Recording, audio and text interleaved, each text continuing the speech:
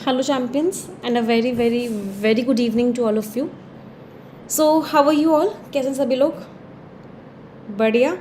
Excited हैं आज के सेशन के लिए? Yes or no? Excited for today's session? I hope yes. Each and every one of you is excited, super duper excited for today's session. चलिए, सो आज का session start करते हैं. Let's get started. एंड आज का session बहुत बहुत important session होने वाला है because we are going to learn a very very important topic and that is article writing. हम एक बहुत इंपॉर्टेंट टॉपिक आज सीखने वाले हैं और वो बहुत इंपॉर्टेंट टॉपिक क्या है? Article writing. आर्टिकल राइटिंग कह सकते हैं, ऐसे राइटिंग हम इसको कह सकते हैं. वी कैन कॉल इट ऐसे राइटिंग ऑल्सो. ऐसे भी एक फॉर्म होता है आर्टिकल का ही. आंसर्स राइटिंग, हम इसको लॉन्ग आंसर राइटिंग भी कह सकते हैं. We can call it long answer writing also. तो कुछ इंपॉर्टेंट चीज़ें हैं जो आज मैं आप लोगों को बताने वाली हूँ कि जब भी हमें किसी चीज़ को आंसर करना होता है, जब भी हमें कोई लॉन्ग आंसर देना होता है, जब भी हमें कोई आर्टिकल लिखना होता है, जब भी हमें कोई ऐसे लिखना होता है, कौन कौन से स्टेप्स हैं, what are the steps that we need to follow in order to write a wonderful article. कौन कौन से स्टेप्स हैं जो हमें फॉलो करने होते हैं जिससे कि हम एक बहुत ही ज़्यादा अच्छा आर्टिकल लिख पाए. सबसे पहला फर्स्ट स्टेप होता है आपका, जब भी आप किसी आंसर को देते हैं, आर्टिकल को देते हैं, first step is introspection.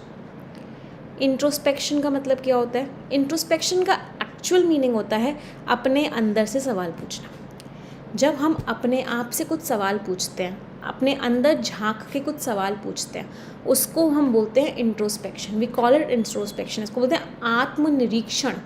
Hindi में इसको बोलते हैं आत्मनिरीक्षण, जब हम अपने आप से कुछ सवाल पूछते हैं. सिमिलरली जब भी हमें कोई आर्टिकल दिया होता है, जब भी हमें कोई ऐसे लिखना होता है, या जब भी हमें कोई ऐसा कुछ करना होता है जहाँ पे हमें किसी टॉपिक को इलैबोरेट करना है, हमारा फर्स्ट स्टेप होता है आस्क क्वेश्चंस. पहला स्टेप हमारा क्या होता है? हमारा फर्स्ट स्टेप होता है आस्क क्वेश्चंस. आप अपने आप से सवाल पूछिए कि कौन कौन से सवाल हैं जो आपका ऐसे, जो आपका आर्टिकल आंसर देगा. फॉर एग्ज़ाम्पल एक ऐसे है, सोशल मीडिया का क्या इम्पैक्ट पड़ रहा है यंगस्टर्स पे. तो आप अपने आप से 5 सवाल पूछिए. Ask 5 questions regarding the topic और उन 5 सवालों को किसी रफ शीट में या अपने पास लिख के रख लीजिए. फॉर एग्जांपल क्वेश्चन है प्लास्टिक वेस्ट मैनेजमेंट, तो 5 सवाल पूछिए प्लास्टिक वेस्ट मैनेजमेंट को लेके. फॉर एग्जांपल कहाँ से आता है प्लास्टिक वेस्ट, वेयर, क्या क्या कदम उठा सकते हैं प्लास्टिक वेस्ट को रिड्यूस करने के लिए, स्टेप्स टू रिड्यूस, गवर्नमेंट ने अभी तक क्या क्या पॉलिसीज़ चलाई हैं प्लास्टिक वेस्ट को कम करने के लिए, गवर्नमेंट पॉलिसीज़, सिटीजन्स की क्या क्या रिस्पॉन्सिबिलिटीज़ हैं प्लास्टिक वेस्ट को कम करने के लिए, डिसएडवांटेजेस क्या हैं ज़्यादा प्लास्टिक यूज़ करने के, रीजंस क्या हैं पब्लिक बहुत ज़्यादा प्लास्टिक यूज़ करती है, what are the reasons of using plastic. तो इस तरीके से क्वेश्चन के फॉर्मेट में कम से कम 5 से 6 पॉइंट्स अपने पास लिखिए. क्या स्टेप नंबर 1 समझ में आया सभी को आर्टिकल राइटिंग में? Did you understand step number 1? आपने क्या किया, अपने आप से you have asked 5 to 6 questions.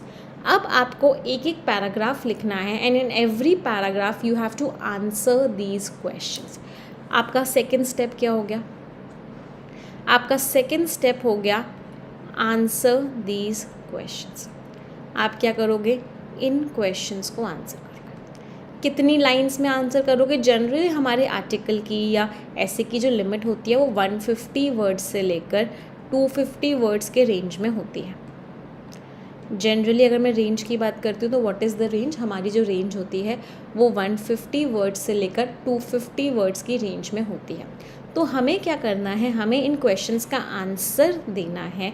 और हम हर क्वेश्चन का आंसर कैसे देंगे?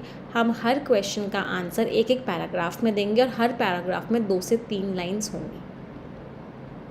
हर पैराग्राफ में कितनी लाइंस होंगी? 2 से 3 लाइंस होंगी. लगभग हर पैराग्राफ में 2 से 3 लाइंस होंगी. And try to answer every question. आपने सारे क्वेश्चन का आंसर दे दिया. कहाँ से प्लास्टिक वेस्ट आता है? हाउस होल्ड से आता है, फैक्ट्रीज से आता है, शॉपिंग मॉल्स में जो सामान मिलता है वहाँ से आता है, ग्रॉसरी ख़रीदने से आता है. आपने कदम बता दिए रिड्यूस करने के लिए. जूट बैग्स यूज़ कर सकते हैं, प्लास्टिक को कम से कम यूज़ कर सकते हैं, बहुत लाइट जो प्लास्टिक होती है, बहुत कम माइक्रोन्स की जो प्लास्टिक होती है उसको यूज़ कर सकते हैं, पेपर बैग्स यूज़ कर सकते हैं, सारे के सारे स्टेप्स। गवर्नमेंट की पॉलिसीज़ बता दी, गवर्नमेंट ने बैन की थी प्लास्टिक उस स्टेट में जहाँ पे बैन हुई थी, तो वहाँ से क्या हुआ, प्लास्टिक वेस्ट जनरेट करना बंद हो गया। गवर्नमेंट ने पेनल्टीज़ लगाई थी उन वेंडर्स के ऊपर जो लोग प्लास्टिक को जनरेट करते थे। अगला, सिटीजन्स क्या कर सकते हैं, सिटीजन्स एक अवेयरनेस कैंपेन चला सकते हैं, गवर्नमेंट एक अवेयरनेस कैंपेन चला सकती है जहाँ पे हम अपने बच्चों को एडुकेट करें कि क्या क्या नेगेटिव इम्पैक्ट्स होते हैं प्लास्टिक के। हम उनको एक मॉडल शो करें कि अगर हमने प्लास्टिक वेस्ट को रिड्यूस नहीं किया तो हमारी अर्थ की कंडीशन क्या हो जाएगी। डिसएडवांटेजेस क्या क्या हैं, पॉल्यूशन होता है, प्लास्टिक नॉन बायोडिग्रेडेबल होती है, वो एक तरीके से कभी भी डिग्रेड नहीं होती है, वो रह जाती है, जिसकी वजह से बहुत ज़्यादा पोल्यूशन होता है। अगर एनिमल्स प्लास्टिक को कंज्यूम कर लेते हैं तो बहुत सारी डिसीज़ेज़ हो जाती हैं। रीज़न्स, हम क्यों प्लास्टिक वेस्ट कम करना चाहते हैं, सारे के सारे रीज़न। ऐसे हमने क्या किया, हर क्वेश्चन का 2 से 3 लाइन्स में आंसर किया। सभी को समझ में आया। तीसरा, अब आपने आंसर कर लिया है, now what is the next step. Next step is arrange your paragraphs. आप क्या करोगे, अपने पैराग्राफ्स को अरेंज करोगे। अब पैराग्राफ्स को आप अरेंज कैसे करोगे, आप पैराग्राफ्स को अरेंज कैसे करोगे। पैराग्राफ्स को अरेंज करने के लिए आप हमेशा अपने पैराग्राफ को 3 चीज़ों में बनाओगे। क्या 3 चीज़ें होंगी, सबसे पहला पार्ट होगा आपका introduction. What will be your first part, the first part will be introduction, जो आपका एक पैराग्राफ का होगा। आप इंट्रोड्यूस करोगे टॉपिक को, जहाँ पे आपने व्हाट का आंसर दिया वो आपका क्या हो जाएगा, इंट्रोडक्शन। उसके बाद नेक्स्ट पैराग्राफ होगा आपकी बॉडी। ये आपकी बॉडी 2 से 3 पैराग्राफ्स के ऊपर, 2 से 3 पैराग्राफ्स इसमें होंगे। इसमें आप प्रॉब्लम को इलैबोरेट करोगे, रीजंस बताओगे उस प्रॉब्लम के, इम्पैक्ट बताओगे उस प्रॉब्लम का, एडवांटेजेस डिसएडवांटेजेस बताओगे।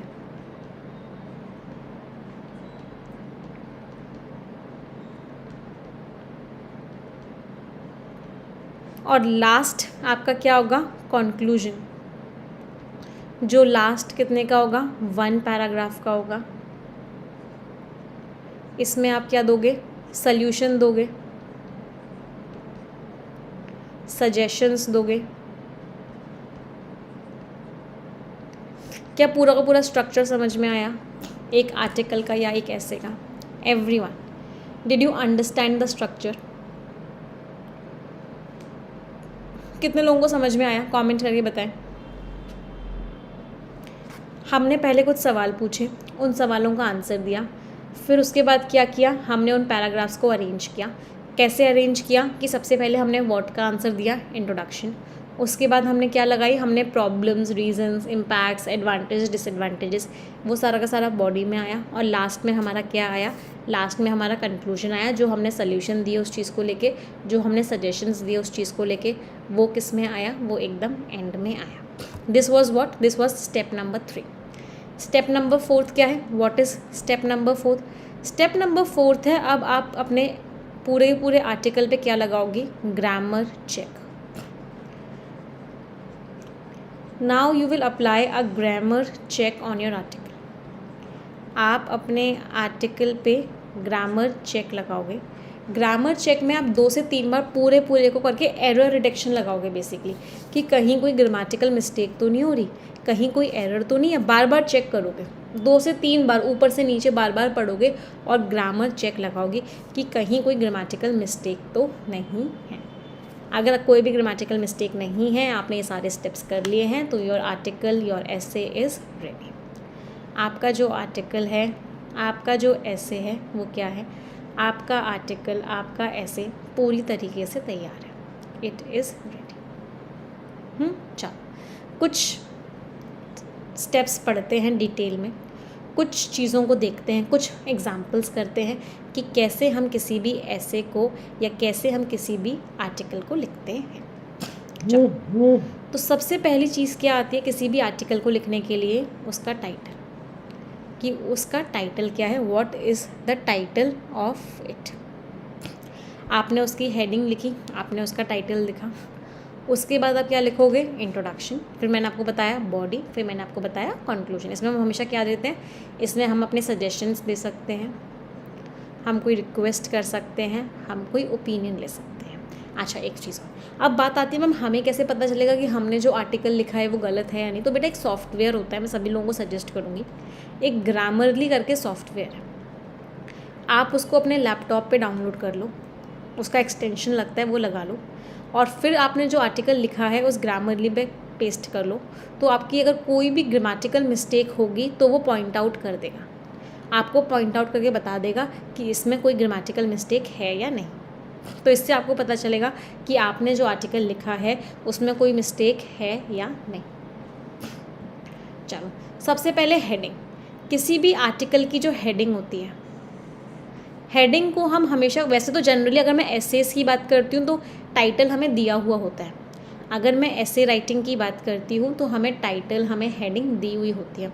अगर हमें टाइटल और अगर हमें हेडिंग नहीं दी हुई होती है, अगर हमें खुद से लिखना होती है कोई टाइटल, तो हमेशा हम कोई ऐसी हेडिंग लिखते हैं जो क्या हो, रीडर्स आई को कैच करें। कैची वर्ड्स यूज़ करते हैं हम अपनी हेडिंग्स में। आप लोगों ने देखा होगा द हिंदू एडिटोरियल में, अगर आप किसी भी न्यूज़पेपर को देखोगे, उसका जो टाइटल होता है, उनकी जो हेडिंग होती है वो बहुत कैची होती है, 5 से 6 वर्ड्स की होती है, लेकिन बहुत कैची होती है, बहुत क्रिएटिवली हम उसको सोचा जाता है कि ऑडियंस को कन्विंस करें कि रीडिंग वो आगे कर सकें। तो जो हेडिंग होती है वो हमेशा कैसी होनी चाहिए, हेडिंग शुड ऑलवेज बी कैची। अगला, उसके बाद नीचे क्या आता है, रिटन बाय, वो आर्टिकल किसने लिखा है। आपने यहाँ पे हेडिंग लिखी, यहाँ पे आप क्या लिख दोगे, अपना नाम, आपने वो आर्टिकल लिखा है, रिटन बाय। ये मैं आपको ऐसे में नहीं लिखते, रिटन बाय आर्टिकल में लिखते हैं, तो यहाँ पे क्या आ जाएगा, रिटन बाय, जिस इंसान ने वो आर्टिकल लिखा है। अब हम 3 पार्ट्स में डिवाइड करेंगे, इंट्रोडक्शन, बॉडी एंड कंक्लूजन। सबसे पहला क्या आया, कैची मीन्स जो आपको पढ़ने में मज़ा आए, उसको बोलते हैं कैची, आपकी नज़रों को कैच कर ले, मतलब आपके अंदर इंटरेस्ट डेवलप करे, उसको बोलते हैं कैची। इंट्रोडक्शन लिखोगे आप सबसे पहले, उसके बाद आप बॉडी लिखोगे 3 से 4 पैराग्राफ की जो मैंने अभी आपको बताई, और लास्ट में आप कंक्लूजन लिखोगे, अपना रिकमेंडेशन देखो दोगे कि आप क्या क्या सजेशंस देना चाहते हो, एंटिसिपेशन कि आप फ्यूचर में क्या एक्सपेक्ट करते हो लोग क्या करें, किसी को रिक्वेस्ट करना हो आप रिक्वेस्ट करोगे। ऐसी कोशिश करोगे कि आपके आर्टिकल पढ़ने वाले जो लोग हैं वो आपके आर्टिकल के साथ खुश हों। Readers must feel happy with your article. समझ में? अब देखते हैं कैसे लिखते हैं। ये सारे पॉइंट्स मैंने आप लोगों को बता दिए हैं, सारे के सारे पॉइंट्स एक बार फिर से रिवाइज कर देती हूँ जो भी मैंने आपको बताए हैं। आप एक टॉपिक सिलेक्ट करोगे, उसके ऊपर इन्फॉर्मेशन कलेक्ट करोगे। सबसे पहले आपने क्या किया, एक टॉपिक सिलेक्ट किया, आप जिसके ऊपर आर्टिकल लिखने वाले हो। उसके बाद आपने क्या किया, उससे रिलेटेड इन्फॉर्मेशन को कलेक्ट किया। उसके बाद सारे फैक्ट्स को, स्टैट्स को एक लॉजिकल वे में ऑर्गेनाइज किया, मतलब क्वेश्चंस पूछे, पैराग्राफ्स लिखे और उन पैराग्राफ्स का अरेंजमेंट किया। उसके बाद आपने जो आपके रीडर्स हैं जिनके लिए आप ऐसे लिख रहे हो सकता है बच्चों के लिए ऐसे लिख रहे हो सकता है आप किसी बड़े के लिए ऐसे लिख रहे हो, तो उनकी रिक्वायरमेंट्स को भी आपको ध्यान में रखना पड़ेगा। आपके व्यूज़ यूनिक होने चाहिए और बहुत रेपिटेशन नहीं होना चाहिए, रिडंडेंसी नहीं होनी चाहिए। They should be precise, they should be as to the point as possible, बिल्कुल टू द पॉइंट होने चाहिए। बार बार रीड करो, रिवाइज करो, रिपीट करो, कहीं भी कोई मिस्टेक ना हो।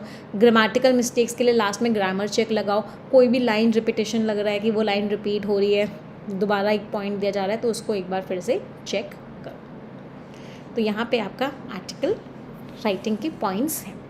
अब बात करते हैं सैम्पल आर्टिकल्स। कुछ सैम्पल आर्टिकल्स के ऊपर डिस्कशन करते हैं, देखते हैं कि ऑथर ने किस तरह से आर्टिकल्स लिखे। सबसे पहले भी एक बहुत सिंपल आर्टिकल पढ़ेंगे, बहुत मज़ा आएगा फर्स्ट वाले आर्टिकल में, and this is my idea of a happy life. एक आर्टिकल हम पढ़ने वाले हैं कि मेरा आइडिया क्या है हैप्पी लाइफ का, what do I think of a happy life, मैं क्या सोचती हूँ एक खुशी भरी ज़िंदगी के लिए।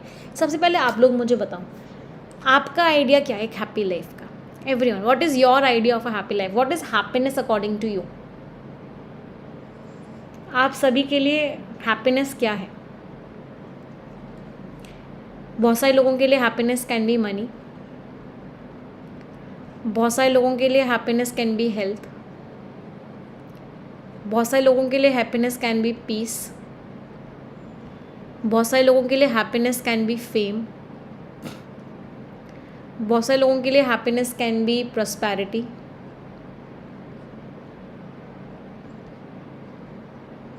सभी लोगों के लिए अलग अलग हो सकती है happiness, idea of a happy life. बहुत सारे लोगों के लिए happiness can be stress free life,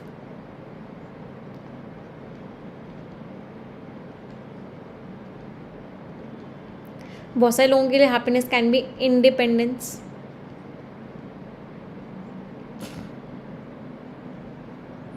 हाँ। तो हर किसी के लिए हैप्पीनेस का जो आइडिया है वो अलग अलग है। अब आपको क्या करना है, आपको अपना आइडिया बताना है। तो आप इसमें सारी चीज़ें बता सकते हो कि मेरे लिए हैप्पीनेस सब कुछ है, it is a balance of all these things. मेरे लिए हैप्पीनेस क्या है, इसके लिए एक बैलेंस है सारी की सारी चीज़ों का। चलो देखते हैं।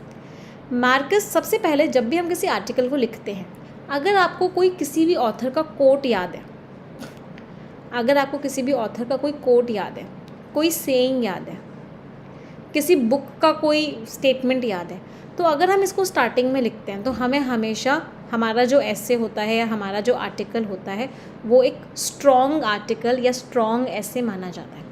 तो जब भी अगर मैं आपको एक PDF भी दूंगी, I will share a document with you, जहाँ पे मैंने इंपॉर्टेंट कोट्स भी लिखे हुए हैं। आप उन कोट्स को पढ़ोगे तो आप उनको किसी भी ऐसे में अप्लाई कर सकते हो। यहाँ पे क्या लिखा हुआ है, मार्कस ऑरेलियस ने बोला, very little is needed to make a happy life. बहुत कम चीज़ ज़रूरी होती है एक खुश ज़िंदगी बनाने के लिए। बहुत ज़्यादा नहीं चाहिए होता है हैप्पी लाइफ के लिए, बहुत कम ज़रूरत है। क्या ज़रूरत है, ये सब कुछ अपने आपके अंदर है। आप चीज़ों को किस तरीके से सोचते हो वो आपके लिए डिपेंड करता है। बाहर की चीज़ें नहीं होती हैप्पीनेस देने के लिए, आपकी खुद की थिंकिंग होती है जो आपको खुश रख सकती है। हर किसी को हैप्पी फेसेस पसंद है, everyone loves happy faces, but life is not always a bed of roses. लेकिन ज़िंदगी जो है हमेशा फूलों की सेज नहीं होता। मैंने यहाँ पे एक और फ्रेज़ यूज़ किया, what is that phrase, bed of roses.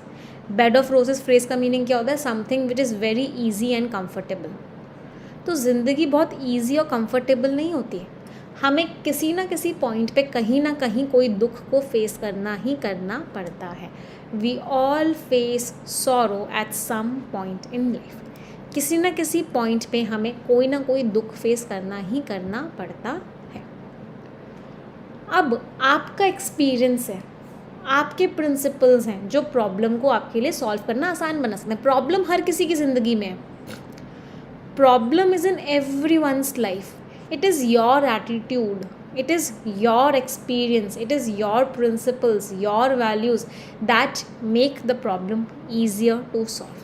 हम सभी ने स्टोरीज पढ़ी है अलेक्जेंडर की, जहाँ पे हमने क्या देखा, हैप्पीनेस उसके पास कब आई, जब वो एक रेक्लूज के एटीट्यूड हो गया, मतलब जब वो लोगों से अलग हो गया, जब उसने सब चीज़ त्याग दी, सारी मोहमाया त्याग दी, तब जाके उसे ट्रू हैप्पीनेस मिली। तो हर किसी के लिए ट्रू हैप्पीनेस का मीनिंग अलग होता है। अगर हम ज़िंदगी जी रहे हैं तो ऐसा हो ही नहीं सकता कि हमें कहीं ना कहीं सॉरो को ना झेलना पड़े। Sorrow comes in everyone's life. True happiness कभी भी चीज़ों को इकट्ठा करने में नहीं होती। आज मेरे पास गाड़ी है, मेरे पास बंगला है, मेरे पास ये है, उन सब चीज़ों को इकट्ठा मैं कर रहा हूँ तो आई एम हैप्पी, नहीं। ट्रू हैप्पीनेस हमेशा इंसान के दिल के अंदर होती है। It is with in once heart.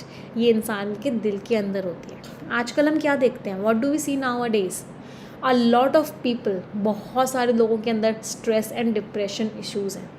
That means they are not leading a happy life. इनकी ज़िंदगी अच्छी हैप्पी नहीं है। क्यों?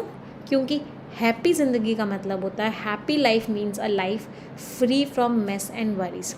मेस मीन्स चिंताओं से, वरीज मीन्स दिक्कतों से। हैप्पी लाइफ का मतलब क्या होता है, एक ज़िंदगी जो चिंताओं से और दिक्कतों से फ्री है। स्टूडेंट्स, एक इंपॉर्टेंट चीज़, बहुत सारे बच्चों को जूम को हैंडल करने में प्रॉब्लम हो रही है। कितने बच्चे यहाँ पे ऐसे हैं जो जूम मीटिंग को ज्वाइन नहीं कर पा रहे हैं? एक हफ्ते में 2 बार हो रही है हर किसी की। कितने स्टूडेंट्स ऐसे हैं जो जूम मीटिंग को ज्वाइन नहीं कर पा रहे हैं? हम एक ऐसा करेंगे, आज ही मैं एक टीम को बोल दूँगी बेटा कि वो एक वीडियो बना के अपलोड कर देंगे इसी एप्लीकेशन पे, जहाँ पे आपको स्टेप बाय स्टेप बता दिया जाएगा कि आपको जूम मीटिंग को कैसे ज्वाइन करना है।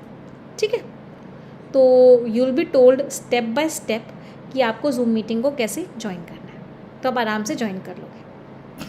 ठीक है, चलो। हैप्पीनेस की जो डेफिनेशन है वो हर इंडिविजुअल के लिए अलग है. The definition of happiness differs for every individual. Her individual के लिए अलग अलग होती है. कुछ लोगों को हैप्पीनेस वेल्थ में पता लगती है. कुछ लोगों को हैप्पीनेस क्या है, पैसे ही है उनके लिए हैप्पीनेस. कुछ लोगों को ट्रैवलिंग हैप्पीनेस देती है. कुछ लोगों को मेडिटेशन हैप्पीनेस देता है. कुछ लोगों को गॉसिप हैप्पीनेस देती है. हर किसी के लिए हैप्पीनेस जो है वो अलग अलग है. बहुत सारे टीचर्स, बहुत सारे फिलोसोफर्स ने कोशिश की कि हैप्पीनेस की वो एक डेफिनेशन दे पाएँ, but they were unable to do that. They failed miserably in doing that. Why? Because happiness has no definition. It varies from individual to individual. Happiness की कोई भी डेफिनेशन नहीं है. हैप्पीनेस इंडिविजुअल टू इंडिविजुअल अलग अलग है. Money important है, लेकिन वो आपको कभी भी प्योरेस्ट फॉर्म ऑफ हैप्पीनेस नहीं दे सकता. Money is important, but it can never buy you the purest form of happiness. Health is happiness. Health wealth है. हेल्थ बहुत इम्पॉर्टेंट है. Affording happiness by a sick person. एक sick person happiness afford करे, ये बहुत मुश्किल बात है. सिक इंसान कभी भी हैप्पी नहीं हो सकता. हेल्दी पर्सन पैसा भी कमा सकता है मेहनत करके और लाइफ को एंजॉय भी कर सकता है. तो हेल्थ क्या है? Health is happiness. जो सबसे अच्छा तरीका है हैप्पी ज़िंदगी जीने का वो क्या है? ऑनेस्ट रहो, फियरलेस रहो, निडर रहो और सिंसियर रहो ज़िंदगी की तरफ. अगर ये तीनों चीज़ें हैं तो this is my idea of a happy life. My idea of a happy life is to be honest, to be fearless, to be sincere towards life.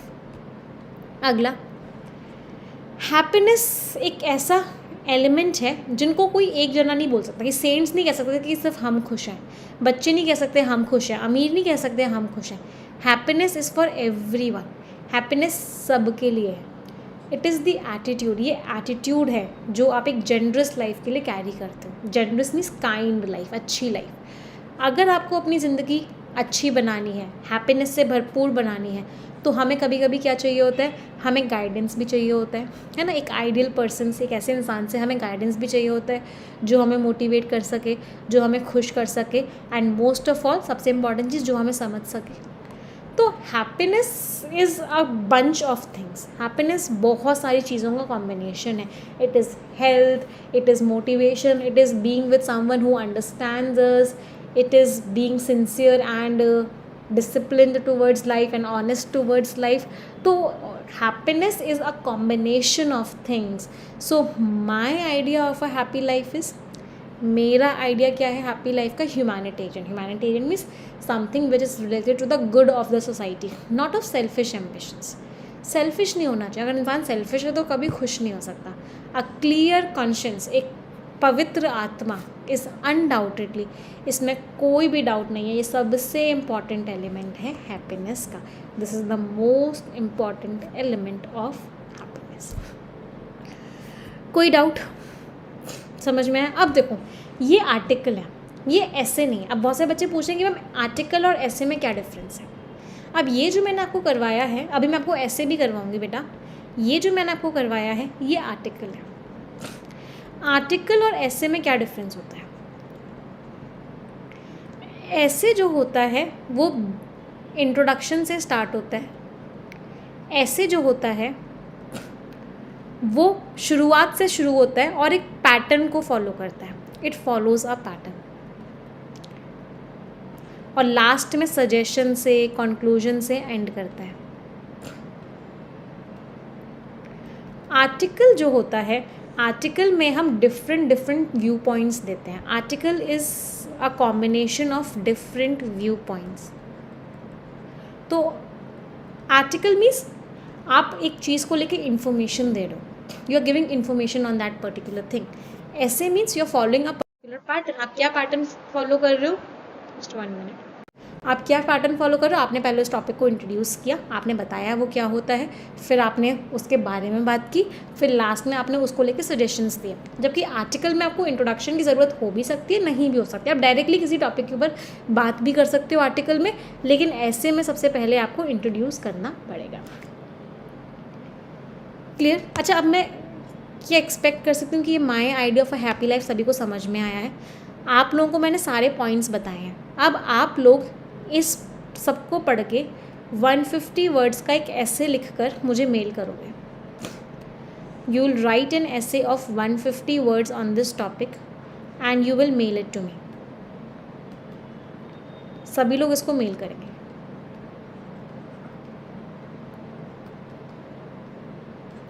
बेटा ग्रामरली जो है ना, एक बार आप गूगल पर टाइप करोगे ना ग्रामरली, आपको इसके बारे में सब कुछ पता चल जाएगा।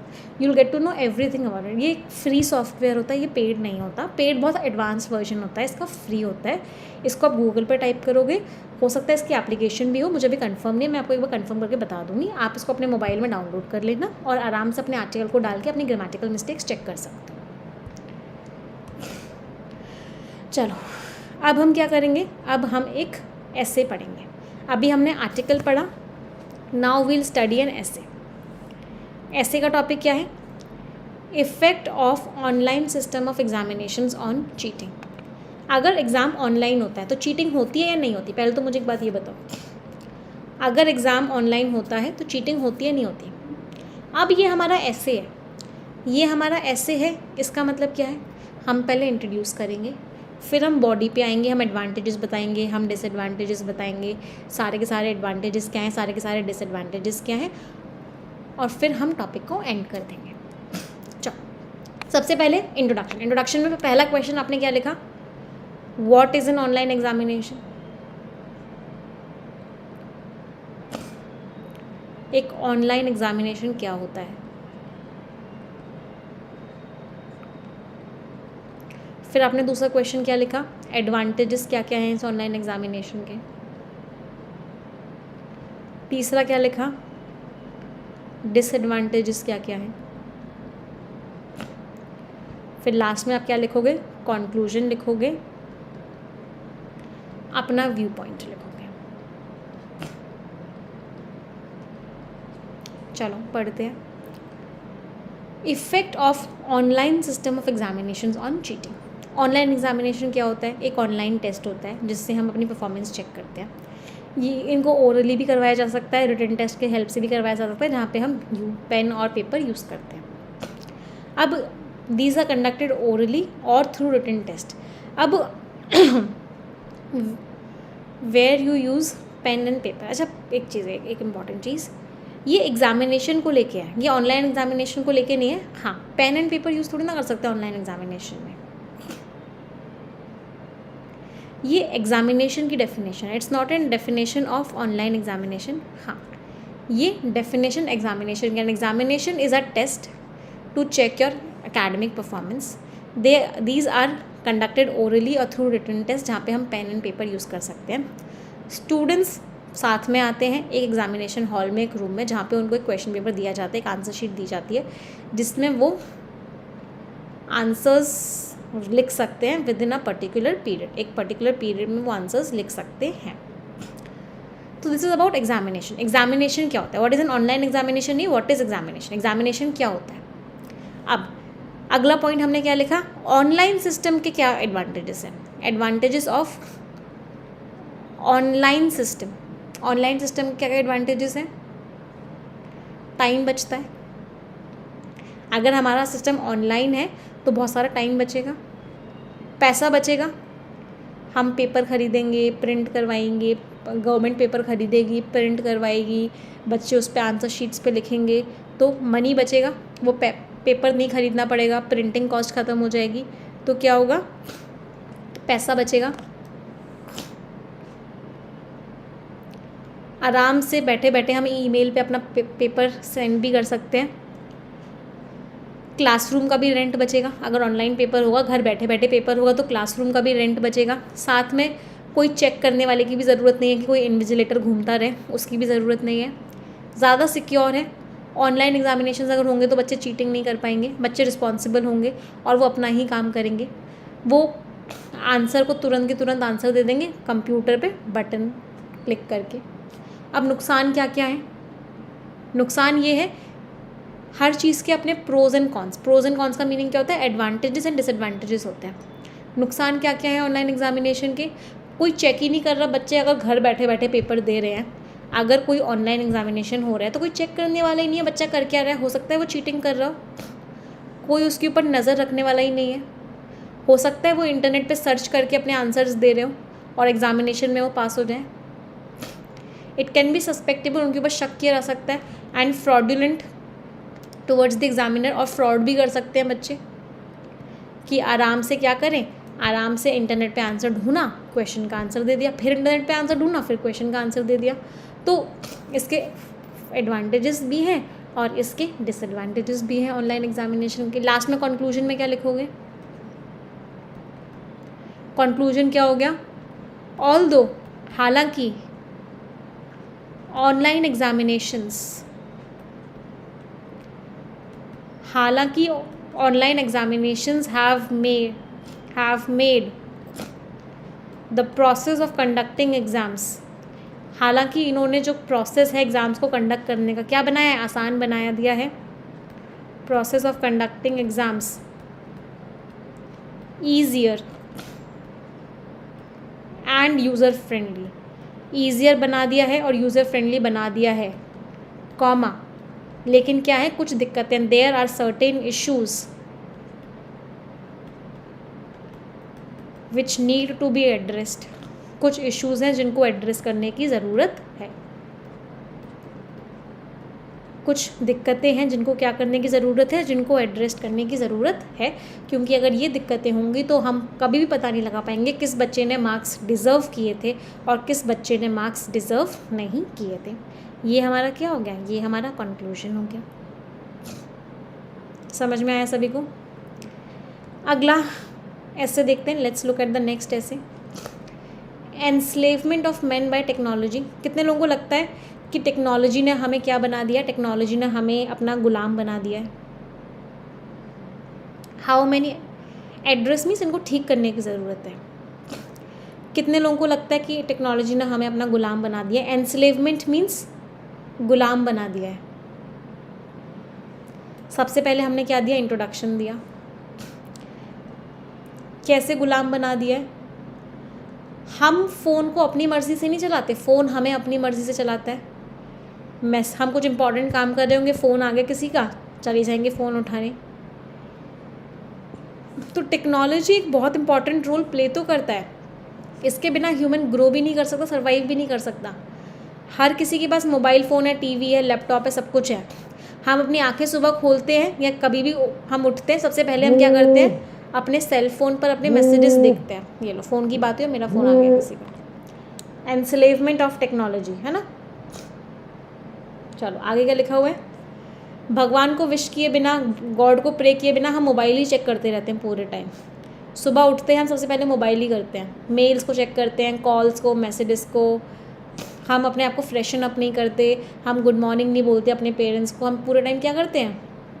सिर्फ मोबाइल को ही चेक करते हैं। सुबह उठते ही हम सबसे पहले क्या करते हैं? मोबाइल को चेक करते हैं। इसका मतलब क्या है? हम टेक्नोलॉजी के स्लेव्स बन गए हैं और इसके बिना हम आगे बढ़ ही नहीं सकते। ये हमारी ज़िंदगी को कंट्रोल कर रहा है, हमें हेल्प कर रहा है कि हम अपने सारे काम सिर्फ मोबाइल फ़ोन पे करें। कॉन्टैक्ट्स, अपनी टू डू लिस्ट, अपने रिमाइंडर, किसी की बर्थडे है तो उसको भी हम मोबाइल फ़ोन में सेव करके रखते हैं। ये हमारी लाइफस्टाइल पे बहुत बड़ा इम्पैक्ट डाल रहे हैं और लोग हर उम्र के, छोटा बच्चा हो, चाहे बड़ा इंसान हो, चाहे बूढ़ा इंसान हो, हर उम्र का इंसान इसका स्लेव बना हुआ है। लोग सोच भी नहीं सकते कि ज़िंदगी कैसी होगी बिना इन गैजेट्स के। नाउ पीपल कांट इमेजिन और may be think of life without gadgets. वो सोच भी नहीं सकते, कांट इमेजिन और थिंक ऑफ लाइफ, ज़िंदगी के बारे में वो सोच भी नहीं सकते गैजेट्स के बिना। कांट लगा हुआ है तो मे बी की ज़रूरत नहीं है। कांट इमेजिन और think of life without gadgets. अगला, कोई भी इस बात को इग्नोर नहीं कर सकता कि इसने हमारी ज़िंदगी को और कंफर्टेबल बना दिया है, आसान बना दिया है, बट इसने हमें डिपेंडेंट भी बना दिया है।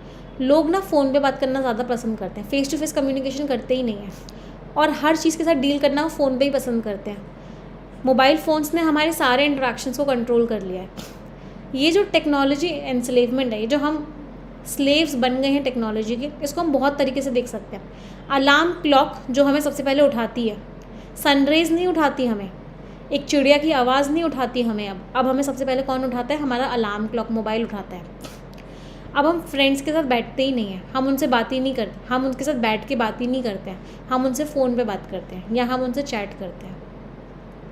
ये जो इतना ज़्यादा यूसेज है गैजेट्स का, ये ना केवल हमारे सोशल, पर्सनल और क्रिएटिव स्किल्स को ख़त्म कर रहा है, बट साथ के साथ ये नेगेटिव इम्पैक्ट भी डाल रहा है हमारी हेल्थ पे, हमारी इमोशंस पे, जो किस चीज़ से लिंक्ड है, हमारे गैजेट्स और हमारी इलेक्ट्रॉनिक्स से। तो ये ना केवल हमारी क्रिएटिव स्किल्स, हमारी सोशल स्किल्स, हमारी पर्सनल स्किल्स को ख़त्म कर रहा है, साथ के साथ एक नेगेटिव इम्पैक्ट भी किस पे डाल रहा है, ये साथ के साथ एक नेगेटिव इम्पैक्ट हमारे हेल्थ और इमोशंस पे भी डाल रहा है। कहने से ये कंक्लूजन हो गया, दिस वॉज द कंक्लूजन। ये हमारा क्या था, इंट्रोडक्शन था, और बीच में हमने सारा का सारा क्या लिखा था, बॉडी लिखी थी। कोई डाउट किसी को? अब क्या मैं एक्सपेक्ट कर सकती हूँ कि आप लोग मुझे ये वाला ऐसे लिख के दोगे, ये वाला जो मैंने आपको होमवर्क में दिया है? Can I expect it from you that you will write this essay and give it to me, share it with me? चलिए, तो आज का सेशन एंड करते हैं। 2 दिन और हमारी राइटिंग प्रैक्टिस की क्लास चलेगी, कल और परसों हम राइटिंग करेंगे, उसके बाद हम फिर ग्रामर पे आ जाएंगे। एक मुझे आप लोगों की प्रोनाउंसिएशन क्लासेस भी स्टार्ट करवानी है, तो प्रोनाउंसिएशन क्लासेस हम कुछ ही दिनों में स्टार्ट करवा देंगे। प्रोनाउंसिएशन क्लासेस आपकी ऑडियो फाइल से होंगी बेसिकली, एक एक वर्ड को आपको 10-10 बार बोल के सुनाया जाएगा, फिर आप उस वर्ड को रिपीट करोगे। तो इस तरीके से आपकी प्रोनाउंसिएशन क्लासेस स्टार्ट होने वाली हैं। Most probably next to next week आपकी प्रोनाउंसिएशन क्लासेस भी स्टार्ट हो जाएंगी। चलिए, तो आज का सेशन एंड करते हैं। मैम जूम के टॉपिक नहीं समझ आते हैं, ठीक है, एक बार मैं डिस्कस कर लेती हूँ टीम के साथ। जूम के टॉपिक्स में इशू हो रहा है, मैं एक बार चेक कर लेती हूँ खुद से कि जूम के टॉपिक्स में क्या इशू हो रहा है। अगर कोई भी प्रॉब्लम होगी तो मैं उसको सॉर्ट आउट कर दूँगी, डोंट वरी। इस पर ऐसे लिखना है बेटा, माई idea of a happy life, ठीक है। चलिए, तो आज का सेशन एंड करते हैं। 3 सेंटेंस सभी लोग मिलके बोलेंगे, 1 2 3 and go. English is a very easy language. I am very good at English and I'll definitely become a fluent speaker. एक सभी बच्चों को मैं रिक्वेस्ट भी करूँगी कि मुझे फीडबैक वीडियो ज़रूर देते हुए चलना, because it feels nice to watch you. तो भले ही 2 सेंटेंस बोलना इंग्लिश में, 3 सेंटेंस बोलना, बट स्माइल करते हुए बोलना, कॉन्फिडेंटली बोलना, और मुझे एक छोटा सा वीडियो बना के इस ईमेल आईडी पे ज़रूर भेजना कि आपके अंदर इम्प्रूवमेंट हो रहा है या नहीं हो रहा है। Please share the feedback video with me. एक हैबिट बना लो रोज़ शेयर करने की, कि आपको रोज़ एक 5 मिनट मोबाइल फ़ोन के आगे बोलना है इंग्लिश में। इससे आपके अंदर भी कॉन्फिडेंस डेवलप होगा। जब आप रोज़ 5 मिनट मोबाइल के आगे बोलोगे, स्माइल के साथ बोलोगे, आई कांटेक्ट के साथ बोलोगे, आई कांटेक्ट कैमरा की तरफ करना, स्माइल रखना, और बहुत अच्छे से गैप्स ले लेके, पॉजेस ले लेके बोलना, बहुत अच्छा फील होगा। और मुझे वो वीडियो इस ईमेल आईडी पे शेयर कर देना। Okay, bye bye everyone.